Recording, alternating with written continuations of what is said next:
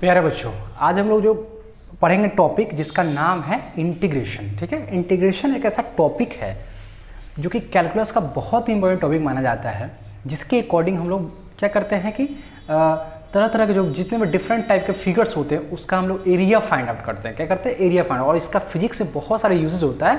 ठीक है, तो हम लोग इसमें पहले ही बात करते हैं इंटीग्रेशन होता क्या है। बच्चे को मन में आ रहा है सर इंटीग्रेशन क्या है। हम लोग अभी इसमें क्या करेंगे कि जो भी क्वेश्चन इसमें अगर सिखाया जाएगा, जो भी बेसिक कॉन्सेप्ट सिखाया जाएगा, वो क्या होगा कि बड़े बड़े क्वेश्चन को आप इजीली सॉल्व कर पाएंगे। मतलब आप देखते हुए इसको बना सकते हैं। ठीक है, तो एक एक चीज़ को समझते चलना है। सबसे पहले एक वर्ड आता है कि सर इंटीग्रेशन क्या है। तो इंटीग्रेशन क्या है? वो इंटीग्रेशन क्या है कि इंटीग्रेशन एक रिवर्स प्रोसेस होता है किसका? डिफरेंशिएशन का। तो एक लाइन में अगर लिखना चाहो तो क्या बोल सकते हैं? It is reverse process of differentiation. It is reverse process of differentiation. एक रिवर्स प्रोसेस होता है किसका? डिफरेंशिएशन का। तो अब इसमें दूसरी बात आती है कि सर ये ठीक है, रिवर्स प्रोसेस होता है किसका? डिफरेंशिएशन का। तो अगर हम सिंपल सी बात करें कि कोई मेरे पास कोई फंक्शन है, ठीक है, अगर मेरे पास कोई फंक्शन है स्मॉल एफ एक्स और उसके साथ कोई कांस्टेंट भी है और उसका अगर हम डिफरेंशिएट कर रहे हैं तो मेरे पास कैपिटल एफ एक्स आ रहा है और इस कांस्टेंट का डिफरेंस हम लोग जैसा यहाँ पे क्या होता है? जीरो होता है। अब चूंकि आप बोल रहे हैं कि इंटीग्रेशन क्या है? रिवर्स प्रोसेस है। इट मीन्स अगर आप इंटीग्रेशन करेंगे किसका? कैपिटल एफ एक्स का अगर इंटीग्रेशन करते हैं आप प्लस जीरो का इंटीग्रेशन करते हैं तो उसके अकॉर्डिंग क्या आना चाहिए आपके पास? स्मॉल एफ एक्स अब प्लस क्या आना चाहिए? सी आना चाहिए, बिल्कुल आना चाहिए। अकॉर्डिंग टू डेफिनेशन यही कहता है कि भाई अगर किसी फंक्शन का डिफरेंशिएट किए तो अगर ये रिजल्ट आया, डिफरेंशिएशन करने के बाद आया, तो अगर उसका फिर इंटीग्रेट करेंगे तो फिर वापस हमको क्या मिलेगा? वही फंक्शन मिलेगा। तो यहाँ तक तो ठीक है। तीसरी बेसिक पॉइंट ये है कि सर इंटीग्रेशन का दूसरा नाम भी होता है क्या? हाँ, इंटीग्रेशन का दूसरा नाम भी होता है। इंटीग्रेशन का जो साइनोनिम्स होते हैं, ठीक है, साइनोनिम्स होते हैं, जैसे हम लोग जानते हैं कि डिफरेंशिएशन को क्या बोलते हैं? डेरिवेटिव भी बोला जाता है। क्या बोला जाता है? डेरिवेटिव। तो इंटीग्रेशन का दूसरा नाम जो होता है उसको बोल सकते हैं एंटी डेरिवेटिव। क्या बोलते हैं इसको? Anti derivative. Anti derivative. एक जो नाम है बिल्कुल अलग है जिसको हम लोग बोलते हैं प्रिमिटिव। ठीक है, इंटीग्रेशन का दूसरा नाम भी होता है प्रिमिटिव। साइनोनिम्स उसको बोलते हैं प्रिमिटिव। अब कुछ बच्चे को बोला जाएगा फाइंड द एंटी डेरिवेटिव तो कुछ हद तक समझ जाएगा, पूछेगा फाइंड द इंटीग्रेशन कुछ हद तक वो कुछ हद तक बहुत अच्छे से बना लेगा। लेकिन जैसे बोलेगा फाइंड द प्रिमिटिव, बोलेगा प्रिमिटिव, जैसे बोलेगा फाइंड द प्रिमिटिव, तो वहाँ पे बच्चे को समझने का प्रिमिटिव क्या होता है। तो ये भी समझने का साइनोनिम्स होता है किसके? इंटीग्रेशन के साइनोनिम्स क्या होता है? प्रिमिटिव होता है। यहाँ तो ठीक है। थर्ड पॉइंट, अब हम लोग समझ में कि इंटीग्रेशन क्या है? एक रिवर्स प्रोसेस है किसी फंक्शन का। अब समझते हैं कि बच्चे को मैं सर आप जो यहाँ पे लिखे हैं सी क्यों लिखे हैं? अब इसको थोड़ा समझते हैं, बहुत इंपॉर्टेंट कॉन्सेप्ट है, इस पर समझते हैं थोड़ा सा। जो चौथा पॉइंट है उसको थोड़ा समझते हैं, बात करते हैं। चलिए, चौथा पॉइंट ये है कि कहा उसको समझने के लिए, फोर्थ पॉइंट कॉन्सेप्ट करने के लिए लोगों ने कहा कि सर अगर मान लीजिए कि मेरे पास अगर लिखा हुआ है एक्स स्क्वायर प्लस 2, उसका डिफरेंशिएशन अगर मैं करूँ, एक्स स्क्वायर प्लस 2 का डिफरेंशिएशन करूँ तो क्या आ जाएगा? 2x आएगा। 2 का क्या आएगा? 0। अगर दूसरा मैं एग्जांपल और लूँ, दूसरा एग्जांपल अगर लूँ डी, अगर एक्स स्क्वायर प्लस 3 का अगर हम डिफरेंशिएट करेंगे तो क्या रिजल्ट आएगा? 2x ही आएगा, प्लस 0 ही आएगा। अब एक डी अगर यहाँ पे लिखेंगे एक्स स्क्वायर प्लस 5 अगर लिख रहे हैं, डिफरेंशिएट कर रहे हैं, तो इसका भी डिफरेंस कितना आएगा? 2x आएगा और 5 कितना हो जाएगा? 0 हो जाएगा। तो सर जितने सारे function x square plus 2x square plus 3x और 5 लिए उसका सबका डेरिवेटिव फाइंड कर रहे हैं तो हमेशा क्या आ रहा है? 2 ही आ रहा है, 2x ही आ रहा है। तो अगर हम 2x प्लस 0 जो मेरे पास 0 है, अगर इसका इंटीग्रेशन करें हम तो क्या आएगा? अगर 2x का करना हम चाहे तो क्या आ जाएगा? इसका अगर इंटीग्रेशन करें तो 2 सिर्फ 12 हो जाएगा, इसका पावर कितना हो जाएगा? Square upon 2। अब प्लस सर 0 का जो करें, 0 का, अब 0 जो है, 0 किसके लिए आया? 2 के लिए भी 0 आया था, 3 के लिए भी 0 आया था और 5 के लिए भी 0 आया था। अब 2, 3, 5 एक साथ तो लिख नहीं सकते हैं, तो उसके लिए क्या करते हैं? एक हम कांस्टेंट का यूज़ करते हैं जिसको बोलते हैं हम लोग c। वास्तव में 2 से 2 कट ही जाएगा, रिजल्ट आएगा एक्स स्क्वायर प्लस सी। अब c क्या हो गया? c जो आया, c किसके लिए आया? 2 के लिए भी आया, 3 के लिए भी आया और 5 के लिए। मतलब c खुद इंडिफरेंट टर्म दे रहा है, मतलब वो खुद फिक्स्ड नहीं है। सी खुद फिक्स नहीं है, सी जो है 2 के लिए भी है, 3 के लिए, 5 के लिए, मतलब वो डिसाइड नहीं कर पा रहा है कि सी एग्जैक्ट किसके लिए है। तो 2 के लिए भी हो सकता है, 3 के लिए, 5 के लिए और 7 के लिए, कुछ भी, सब सी जो है जितने भी कांस्टेंट है सबके लिए। मतलब क्या हो गया कि सी क्या हो गया था, सी जो अगर हम बात करें तो सी क्या हो गया यहाँ पे मेरे पास पहला बहुत सी क्या हो गया, तो सी क्या हो गया, any arbitrary constant, any arbitrary constant, any arbitrary constant हो गया।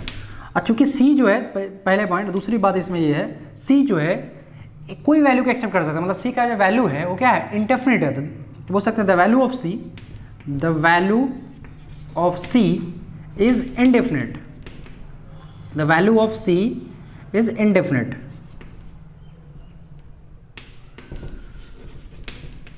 indefinite, so we call it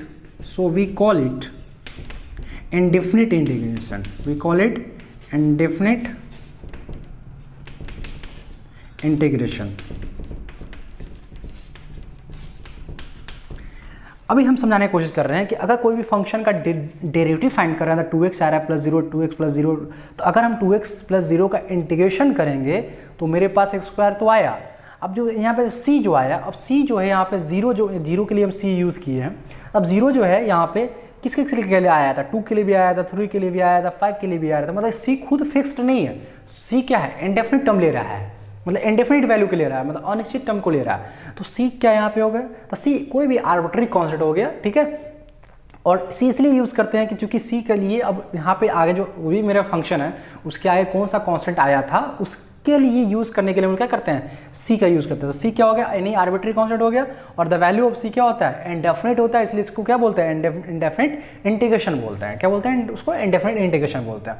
तो c के बारे में बहुत बातें होगी, इतना सिंपल से याद रखिए कि जब भी इंटीग्रेशन करें हम, ठीक है, तो क्या करें, लास्ट में क्या करें, c लगाते चले, ठीक है, c लिखते चले। अभी क्या होता है ना कि c इसलिए लिखने के लिए बोलते हैं, जब धीरे धीरे बड़ा होंगे आप ऑलरेडी समझ में आ जाएगा। तो c के बारे में स्टडी, c क्यों लिखते हैं, या कुछ छोटे बच्चे जैसे होते हैं, जैसे छोटे बच्चे को क्या होते हैं, बता दिए जाते हैं कि भाई मामा है, तो और उसको क्या करता है, जब बड़ा होता है वो सीख जाता है कि मामा किसे कहते हैं, ठीक है।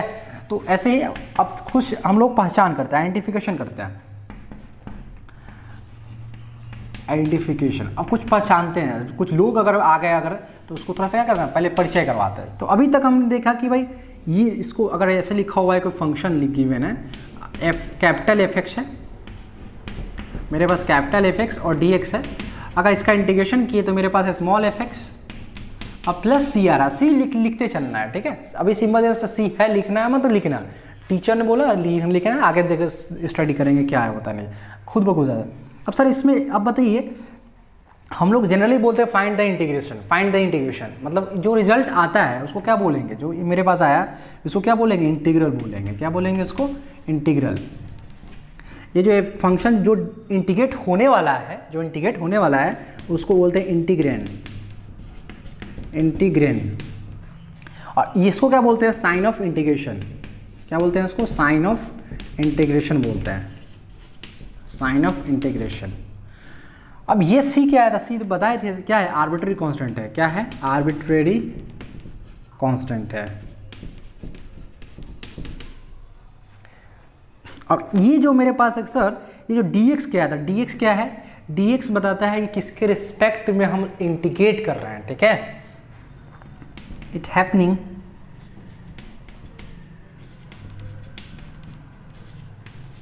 The function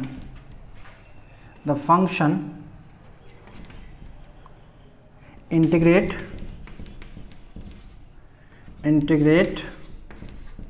with respect to x, it happening the function integrate with respect to x, ठीक है। तो मतलब सीधे सीधे इंट्रोडक्शन कर ली, क्या हो गया सर, तो साइन ऑफ इंटीग्रेशन हो गया।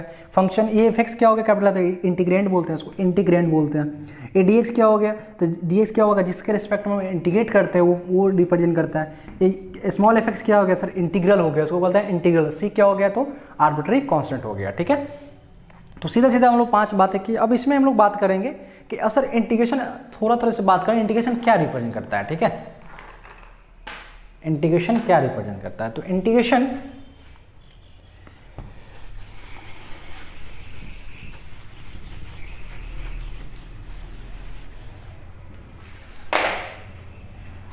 6 पॉइंट है, इंटीग्रेशन रिप्रेजेंट करता है, इट इज रिप्रेजेंट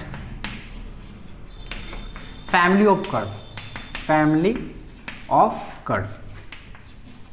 ये क्या करता है, फैमिली ऑफ कर्व को रिप्रेजेंट करता है। अब कैसे, तो सिंपल सी बात है, अगर छोटा सा एग्जांपल की बात करूं तो हम लोग जानते हैं कि अगर x dx है दिया, इसका इंटीग्रेशन करें तो हम लोग को जानते हैं क्या आएगा, x² अब प्लस c आएगा।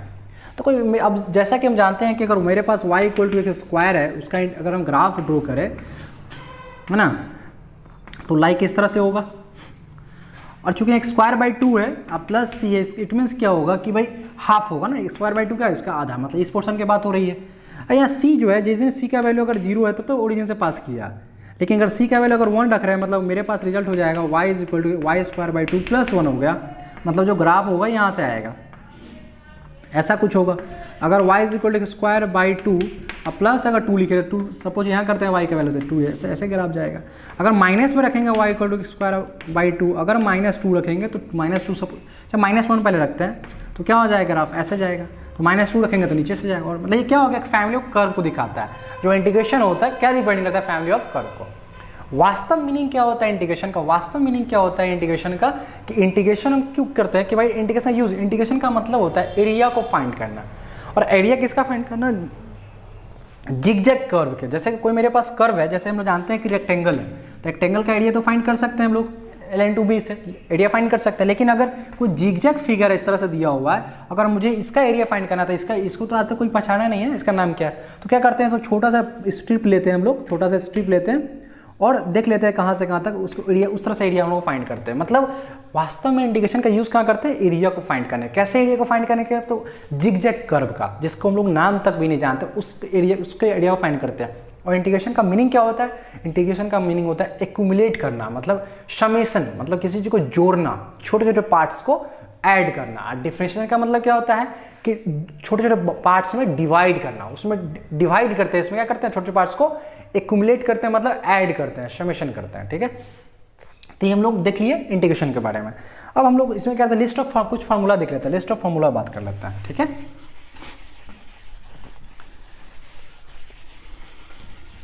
लिस्ट ऑफ फार्मूला बात कर लेते हैं तो थोड़ा सा। ठीक है, तो लिस्ट जो 7 पॉइंट है, लिस्ट ऑफ फार्मूला, तो बेसिक जो फार्मूला, पहला जो फार्मूला है इसमें मेरे पास है, सबसे बेसिक फार्मूला जो ये है कि इंटीग्रल, ठीक है, साइन ऑफ इंटीग्रेशन का क्या, x⁴n अपॉन n dx, इसका बेसिक सा क्या हो जाएगा, x⁴n + 1 अपॉन n + 1 अब प्लस c। अगर c कहीं हमसे छूट जाए, अगर c, तो मुझे करेक्ट नहीं करना है, आप खुद अब c को लिखते चलना है। ठीक है, मुझे नहीं पता है, आप खुद लिख ले, क्योंकि एग्जाम में आपको बैठना है। ठीक है, ध्यान रखेंगे इस बात पे। तो अब इस पर 2-3 एग्जांपल कर लेता हूँ, जैसे कि इसका करना है क्या, जैसे अगर मेरे पास एग्जांपल के तौर पे अगर बोलूँ कि x² का इंटीग्रेशन करना है, सिंपल क्या हो जाएगा, पावर ऐड हो जाएगा, तो कितना हो जाएगा, 2 + 1 अपॉन नीचे भी हो जाएगा 2 + 1 प्लस c लिखते चलना है। तो एग्जैक्ट कितना आ जाएगा मेरे पास, x³ अपॉन 3 प्लस c हो जाएगा। सिमिलरली अगर एक क्वेश्चन और ले लो, जैसे x³ 3 ले रहा हूँ, dx तो क्या हो जाएगा, x⁴ अपॉन 4 प्लस c, एक पावर ऐड हो जाएगा। थर्ड अगर ले रहा हूँ, अगर x³ 7 ले रहा हूँ dx, तो क्या हो जाएगा, x⁸ अपॉन 8 प्लस c हो जाएगा। ठीक है, c को लिखते चलना है। एक और एग्जांपल देख लेते हैं, अगर कहीं पे अगर रूट आ जाए, जैसे कि रूट का क्वेश्चन देता है, बच्चे डर जाते हैं, रूट को देखते हैं जैसे लगता है क्या हो गया उसको, मतलब सामने कोई भूत देख लिए ऐसा। रूट का मतलब क्या होता है, जिस सिंपल सी बात है, अगर मान लीजिए कि 1/2 में अगर 1 ऐड करना है, तो अब एलसीएम वगैरह नहीं लेना है, बस इस दोनों जोड़ देना है। 1 और 2 कितना हो जाएगा, 3/2। 5/7 में अगर 1 ऐड करना है तो एलसीएम नहीं लेना है, सिंपल जोड़िए, 5 और 7 कितना हो जाएगा, 12 बटा कितना 7। अगर 3/2 में अगर 1 ऐड करना है, 3 2 5 बटा 2, मतलब को जोड़ दीजिए। अब क्या कर दीजिए, जो नीचे रहेगा उसको लिख दीजिए। तो करने का सेंस ये है कि अगर मेरे पास साइन इंटीग्रेशन अगर दिया होगा √x का, तो हमसे पूछ क्या रहा है, ये पूछ रहा है x⁴ 1/2 dx, तो इसको क्या करेंगे, ऐड कर देंगे, तो x का पावर कितना हो जाएगा, 3/2 और नीचे भी हो जाएगा 3/2, 2 ऊपर शिफ्ट हो जाएगा, नीचे 3 आ जाएगा प्लस c। एक और क्वेश्चन कर लेते हैं, अगर मान लेते हैं कि मेरे पास √x रहा, इसका मुझे इंटीग्रेशन करना हो, तो ये पूछ क्या रहा है, x का पावर कितना हो जाएगा, 1/3 dx, तो क्या हो जाएगा, x का पावर कितना हो जाएगा, ऐड कर दीजिए तो 4/3 और यहाँ भी 4/3 होगा तो 3/4 हो जाएगा प्लस सी, नीचे शिफ्ट हो जाएगा, वो क्या होगा, फ्लिप कर जाएगा।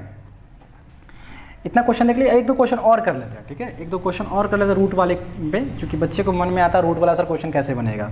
तो सिंपल सी बात है, अगर क्वेश्चन पे ऐसे रहे x⁻³ अगर dx लिखा हो, इसका इंटीग्रेशन करना हो मेरे पास, x का पावर कितना हो जाएगा 5/2 और यहाँ 2/5 प्लस सी हो जाएगा।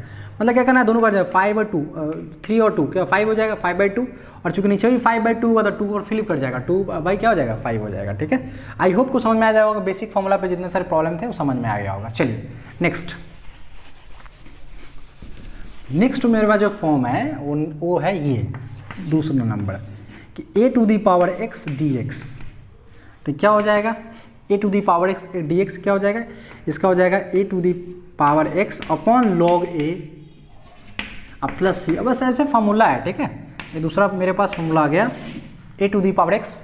एक छोटी सी बात यहाँ ध्यान देने वाले थे, कॉन्सेप्ट है यहाँ पे कि देखिएगा, बहुत बहुत इंटरेस्टिंग फैक्ट है। यहाँ जो हम कर रहे हैं किसके रिस्पेक्ट में कर रहे हैं, एक्स के रिस्पेक्ट में। तो यहाँ पे जो a है ये आर्बिट्री कांस्टेंट है, लेकिन किसी दिन ऐसा हुआ कि अगर कोई बच्चा से पूछ दिया गया कि भाई a⁻x है अपॉन dA है, अब हम किसके रिस्पेक्ट में कर रहे हैं, a के रिस्पेक्ट में इंटीग्रेट कर रहे हैं, और यहाँ अब यहाँ पे a क्या हो जाएगा, वेरिएबल हो जाएगा।